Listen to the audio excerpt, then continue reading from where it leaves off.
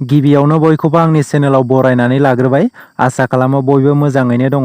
दासिमनि मोननैसो खौरांफोरा जाबाय। बाक्सा जिल्ला मुसलपुर आबादारि बिफाननि मावखुलियाव आबादारिफोरनो मैगं थाइगंनि जोलै राननानै होदों। बिटिआर आबाद बिफाननि मावफुं सोद्रोमा घनश्याम दास आरो जिब जुनार अनसाइ बिफाननि मावफुं सोद्रोमा राकेश ब्रह्म आरो आबादारि बिफाननि मावख'गिरिनि नुजाथिनायाव जिंखा, केरेला, लाव, तरमुज, थाइबें, बानलु बायदि बायदि मैगं थाइगं जोलैनि बेगरखौ राननानै होयो। मख'नो गोनांदि बिटिआरनि गाहाय मावफुं सोद्रोमा प्रमद बर' बिथांनि बिथोन बायदियै बिटिआर हालामनि मोनफ्रोमबो ओनसोलावनो बेसेन नाङै मैगं थाइगंनि जोलै बेगरखौ राननानै होनाय जागोन।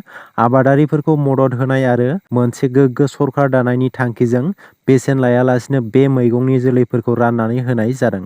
उपेन्द्रनाथ ब्रह्म ट्रास्ट एबा इउएनबिटिआ बोसोरफ्रोमबो गेदेमा सुबुंफोरनो बान्था गथायबोबाय थानाय बायदिनो देग्लायनि 2023 मायथाइनि बड'फा उपेन्द्रनाथ ब्रह्म सुबुंथिनि फायखि बान्थाखौ सासे फोरोंगिरिनो गथायनो थांखि लाबाय। इउएनबिटिआ थांखि लानाय बायदियैब्ला सोलोंथाइनि फारसे बिहोमा होबोनाय सोलोंथाइयारि फोसाबग्रा सनाम वांचुकनो 20थि बड'फा उपेन्द्रनाथ ब्रह्म सुबुंथिनि फायखि बान्थाखौ फैगौ 23 दिसेम्बराव क'क्राझारनि बड'फा कालचारेल कमप्लेक्सआव मोनसे मेहेरगोनां हाबाफारि लानायनि गेजेरजों गथायनाय जागोन। आसाम सरकारा आइजोफोरखौ लानानै मोनसे गोनांथार थांखि लादों।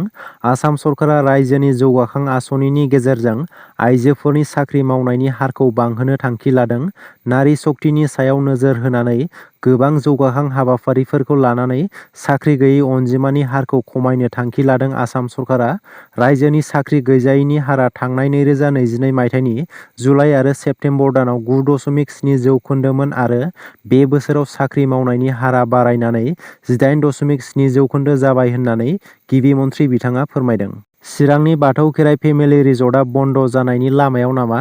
चिरांनि बाथौ खेराइ फेमिलि रिजर्टनि हेंथायै रायजो राजाफोरा बिटिआरनि गाहाय खुंगिरि प्रमद बर' बिथांनो आर'जलाइ गथायदों होननानै मिथिनो मोन्दों। आर'जलाइनि गेजेरजों मिथिहोनाय बायदिब्ला बे रिजर्टआव सनिबार आरो रबिबाराव गोबारै मिउजिक दामना फुंबिलिसिम रंजाना बे ओनसोलनि थासारिखौ गुबुंले खालामदों होनना प्रमद बर' बिथांनिसिम गांसे लाइजाम लिरदों।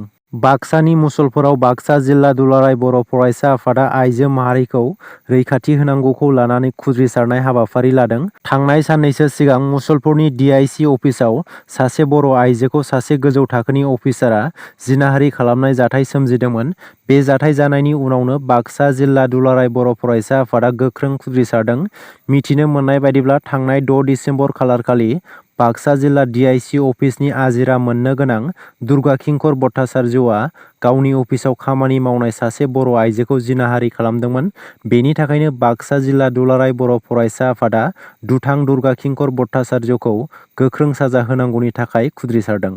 रायजोनि लाख लाख रेशन कार्ड गोनां बिजाथिफोरनि थाखाय मिथिनो गोनां खौरां। नोंथांमोननि आखायाव गाबोन सानसेनिल' सम दंसै। जुदि नोंथांमोना रेशन कार्डनि गेजेरजों मोननो गोनां मुवा बेसादफोरखौ लायाखैब्ला थाबैनो लानानै फै। नङाब्ला नोंथाङा बे दाननि मोननो गोनां रेशनखौ मोननाय नङा। मानोना आसाम सरकारा सिगाङावनो फोसावखादों दि मोनफ्रोमबो दाननि रेशनखौ 1 खालारनिफ्राय 10 खालारनि गेजेराव मुलाम्फागिरिफोरा लायनो नांगोन होननानै। रेशन कार्डनि गेजेरजों मोननो गोनां मुवा बेसादफोरखौ लायनायनि जोबथा साना मोनफ्रोम दाननि 10 खालाराव। रेशन लायनाय समाव नोंथाङा फिंगारप्रिन्ट होनो नांगोन। बेनि उनाव इपिइउएस मेसिननि गेजेरजों ओंखारनाय रिसिप्टखौ लाबोनांगोन। जुदि 1 खालारनिफ्राय 10 खालारनि गेजेराव नोंथाङा रेशन कार्डनि गेजेरजों मोननो गोनां मुवा बेसादफोरखौ मोनाखैब्ला 180034533611 नम्बराव फोरमायहरनो हागोन होननानै गिबि मन्थ्रिया बुंदों। बे समाव बिटिआर आरो बिटिसि लिरनायनि सायाव दुलाराय बर' फरायसा आफादनि आफादगिरि दिपेन बर' बिथाङा रोखा खेंफोरथि होदों। बिटिआर गोरोबथानि उनावबो दिनै माखासे सुबुङा बड'लेण्ड ओनसोलखौ बिटिआर आरो माखासे सुबुङा बिटिसि होननानै मख'यो एबा लिरो। गोबाङानो बेखौ लानानै गोनो गोथो जागासिनो। गुबुन फारसेथिं बिटिआर गोरोबथानि गेजेरजों बिटिसिनि थाखानाय गोहोखौ खोमानायनि सायाव गोबाङानो गोनो गोथो। बेफोर गासैखौबो लानानै एबसुनि आफादगिरि दिपेन बर' बिथाङा मोनसे रोखा खेंफोरथि होदों। बिथाङा बुंदों बिटिआर गोरोबथानि गेजेरजों बिटिसिनि थाखानाय गोहोआ एसेबो खमायाखै। लोगोसेनो बिटिसिनि सोलायै बिटिआर लिरदोंब्लाबो बेनि 1% बिटिसिखौ फाहायनाय एबा दंस' खालामनायनि दफा गैया। नाथाय बिटिसि गोरोबथानि गेजेरजों जायखौ जाफुंसार खालामनो हायाखैमोन बेखौ बिटिआर गोरोबथानि गेजेरजों जाफुंसार खालामनो हादों। लोगोसे काउन्सिलनि मुङा बिटिसिआनो दं, नाथाय बिटिएडिआसो सोलायनानै बिटिआरडि जागोन होननानै फोरमायदों दिपेन बर' बिथाङा। खम बेसेनाव आबादारिफोरा खस्थ'नि गेजेरजों दिहुननाय माइ फसलखौ फाननो नांलिया। बेनि सोलायै आसाम सरकारा गोबां बेसेन होनानै माइ बायनो थांखि लादों। बे खेबाव खम बेसेनाव माइ फाननो जिंगासिनांगौ गैला होननानै गिबि मन्थ्रि हिमन्त बिश्व शर्मा बिथाङा बुंदों। दासान्दि आसाम सरकारनि माइ बायनाया सोलिगासिनो। बोहैथि दान एबा 1 दिसेम्बरनिफ्रायनो सरकारनि माइ बायनाया सोलिगासिनो। 1 कुइन्टेलाव 2,183 रां होनानै आबादारिफोरनि माइ आबादखौ बायगोन आसाम सरकारा। बेनि थाखाय नोंथांमोना गावनि साखाथियाव थानाय एग्रिकालचार डेभेलपमेन्टनि मावख'आव थांनानै रेजिस्ट्रेसन खालामहैनांगोन। हानि फोरमान बिलाइ आरो बेंक एकाउन्ट होनानैनो रेजिस्ट्रेसन खालामनो हागोन। आसामनि गिबि मन्थ्रि हिमन्त बिश्व शर्मा बिथाङा सिगाङाव खोथा होनाय बायदिनो रायजोनि 2 लाख लाइमोनफोरनो साफायाव 2 लाख रां होनाय आत्मनिर्भर आसनिखौ बेखेवनानै होबाय। रायजोनि गोबां लाइमोनफोरानो बे 2 लाख रांजों गावनि आथिङाव गसंथानो हानायखौ नोजोर होनानै आसाम सरकारा बे आसनिखौ लाइमोनफोरनो फोसावनानै होदों। बे 2 लाख रांखौ आसाम सरकारा मोननै इनस्टलमेन्टआव होगोन होननानै फोरमायदों। गिबि 1 लाख रांखौ सरकारा लाइमोनफोरनो माबा मोनसे खामानिखौ गिबि खेब मावनो थाखाय बेंक एकाउन्टनि गेजेरजों सोनानै होगोन आरो बे 1 लाख रांखौ सरकारनो होफिननो नाङा। बेनि उनाव गुबुन 1 लाख रांखौ लन हिसाबै लाइमोनफोरनो होनाय जागोन आरो बे लननि जेबो सुद थानाय नङा।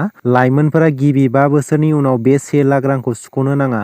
उननि 5 बोसोरनि उनावसो एबा गासै 10 बोसोरनि उनावसो 1 लाख रांखौ सरकारनो सुख'फिननो नांगोन। बैफोर गोनां बाथ्राफोरखौ गिबि मन्थ्रि बिथाङा फोरमायना होदों। दासिमनि मोननैसो गोनां खौरांफोरा बेनोमोन। गोजोन्थों।